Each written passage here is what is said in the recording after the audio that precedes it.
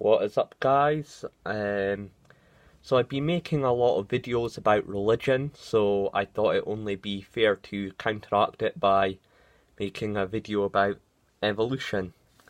Now, the evolution story of creation. I'm not gonna lie, I don't believe in it.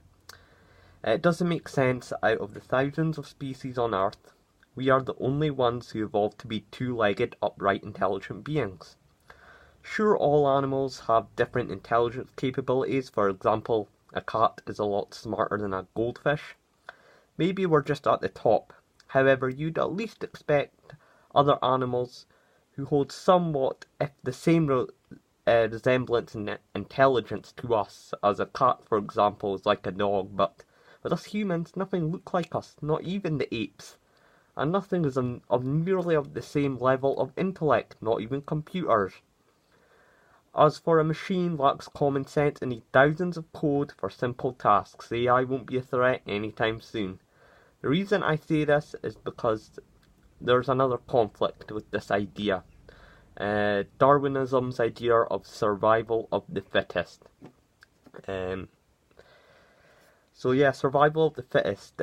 Yet being the smartest of the species, we are the weakest. So that makes no sense. Survival of the fittest. We are the smartest species, but we are the weakest. As we have no form of self-defense, no claws, we have blunt teeth, not designed to rip a zebra's throat, but to crack over a walnut instead. We have exposed, easily pierced skin with no fur. We take over 9 months to develop, only one child at a time, except for twins, which are rare occasion. However, when a lamb comes straight out of the womb, its brain has already been rewired for its feet to walk on its hind legs, even though it's never touched the ground before. You see them on documentaries right after birth. They're running around as soon as they get out of the womb. Yet a human baby can't even do that past its first birthday. So how on earth would this be survival of the fittest of a once inherited globe in which we shared with mammoths and saber-toothed tigers? Also, isn't 2 legs in itself not anti-evolutionary when you could have 4? Seems like extra expensive energy for an organism. However, we're still all over the globe, unlike other species who only have certain regions. Plus, have you noticed it's always the dumb people breeding, like the dumb people that are breeding like rats? So I've come to the conclusion that there was definitely some interference in our evolution, and if that's the case, that suggests either there's a higher force out there, or a higher force society, or we're being controlled or manipulated by some higher power. But however, I only think this took place after the general human was already designed, and that's why you have different races. I've already played about the ideas that maybe aliens speed up our evolution, or maybe this is all in repeat. We end each other in the same disaster, man-made or natural, and the process of life starts all over again. Maybe we were the AI computer inventions of our former predecessors, and we annihilated them, like Frankenstein's experiment that went wrong or something. People say it was accidentally stumbling across psychedelic mushrooms that unlocked certain areas in the brain, but that can't be true because we do drug tests on animals all the time. You don't see them highly evolved after the tests. People will back evolution with fossils. However, fossils have made us believe dinosaurs were giant reptilian lizards when in fact they were quite the opposite. They had feathers and were more similar to birds, if anything. Same with other fossils. We have confused something from the feline family and placed it into a completely different family. We have made many mistakes with fossils we made many mistakes with fossils. As of apes, well, there are hundreds of different species of ape. Now, and back then, who said the ones who resembled the most like us in bone structure was our ancestor? As you get fossils that resemble one animal but is entirely different. For example, a cat's skeletal structure is pretty similar to a dog's skeletal structure if it's the same size. So Plus, but they're not the same species, so that doesn't prove anything. Plus, bones in itself is only the structure. You can't determine what the organism would have actually looked like without the other factors like skin, scales, organs, because all that's decomposed. You may know what the outside of a house looks like, but the inside could be completely different. But if the insides are gone and only the structure, then we're just making guesses to fill in the blanks, and there is a lot of uncertainty without solid evidence. However, with that said, bad guesses is still better than no guesses at all, just because something before us was on two legs, even though we're the only ones that now walk on two legs, the rest four, so much for evolutionary, that the two-legged design gets killed off apart from the rest of us, and the four-legged design is inapt. So if two legs were so evolutionary and revolutionary, then why are there more species with four legs than two legs, is what I'm trying to say. Once again, a giraffe, four legs, zebra, four legs, just because they have the same, and once again, just because they have the same number of legs, that does not mean they are the same species. So just because these apes had two legs and we had two legs, that doesn't determine anything, because a giraffe and zebra have four legs and they look nothing like each other. So maybe aliens, aliens came and interfered, or some higher being or whatnot. It took out the ancient species, the dinosaurs, so their experiment, us, could thrive as a project, either by manipulating an asteroid, or to just a Jurassic genocide by a disease or a bomb they created. Because funny how as soon as the dinosaurs go, the mammals, us, thrive, almost like the next chapter.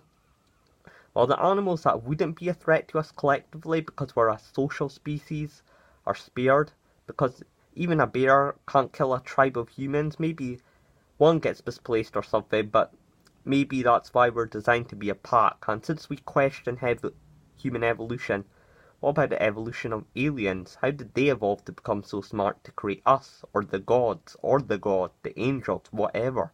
Would it be the same? Would it be the same process? Could it be a process that high we could achieve? Nope. Because we have finished evolving, which disproves the argument humans. So yeah, we're already fully evolved and we only adapt and not evolve. We tan if you go to a hot environment, and that's the only physical difference shaped by environment. You may get slightly stronger bone strength due to vitamin C uptake, but no superhuman power. So don't expect to go all furry if you go moving down to the South Pole. So no, but so that proves that we've fully evolved. But back to the survival of the fittest scenario. Okay, let's take a strong, healthy male. I am so sorry for that, but if I sort the screen, I'll lose my place. So I'm gonna continue anyway. So yes, don't pop up. So yeah, so the survival of the fittest. Let's take a strong, healthy male who enjoys mountain climbing, camping, sports, something that would be of good hunter or gatherer strength. Then take a lazy couch potato. If survival of the fittest would occur, the active guy would therefore survive. He'd more likely to reproduce, and so on. But let's just say he slips on a rock at a hike and then dies. Well, then he's cut off the gene pool. So the scenario and situations, he was more exposed to a dangerous environment, therefore suffered a dangerous death. While years on later, the same couch potato is still sitting there eating his bag of chips, playing video games, breathing and surviving. Heck, he may even join a dating site and meet his wife Gina one day and have some kids. Let's take a less extreme scenario. A 6-foot, pretty good looking guy who's a physicist takes his car out for a spin, and just by coincidence and accident, even by fate, he gets hit by a lorry, and the person driving the lorry is the stereotypical pot-belly trucker. Or let's just say the same 6-foot physicist, but due to the economics of his country, he cannot thrive, so You may have the good genes and the good intelligence, but those good genes go to waste in different scenarios, situations, regions, countries, social settings, economics, all that sort of stuff. So I hope you could concentrate on the video now that it's a white screen, so I'm very sorry for that. So just listen to my voice, I hope it's soothing enough. Okay, moving on. Now let's talk about a fit, young, tall, dark, handsome man. Looks like a true hunter-gatherer, but because of his anxiety or shyness, he can't exactly pick up girls for a mate. In fact, when he tries, he does the game wrong and ends up creeping them out, compared to some overweight, chubby, shorter guy who can because he simply has better social skills. However, in an animalistic sense, to lose to the first guy the fat guy would lose to the first guy in a fight to get mates. However, in a social or economic situation, he wins and becomes more attractive with his flirtiness and wins the girl over. They date, have sex, get married, children, all that sort of stuff, and his genes continue, while the fit guy is deleted from the gene pool due to his anxiety. And since I mentioned anxiety, lots of people take alcohol to have the courage to approach the opposite gender. This had led to, of course, the start of many relationships, one-night stands, births. So isn't being born as a result of alcohol not anti-evolutionary within itself, since you are destroying your own body and mind?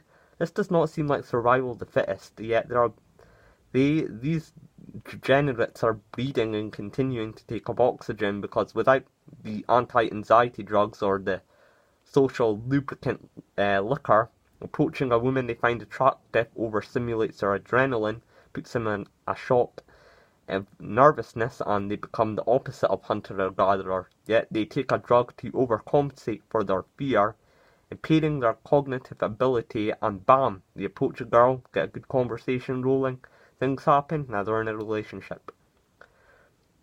But would this have worked in a prehistoric time, when you're being charged at by a mammoth? There were no over-the-counter drugs to pop to become fearless, and these seem so people would end up having anxiety attacks, but they can't because they can't manage their own stress hormones, and would have died. Yet here they still exist. So no, we can't be ancestors of animals. Survival of the fittest also tells us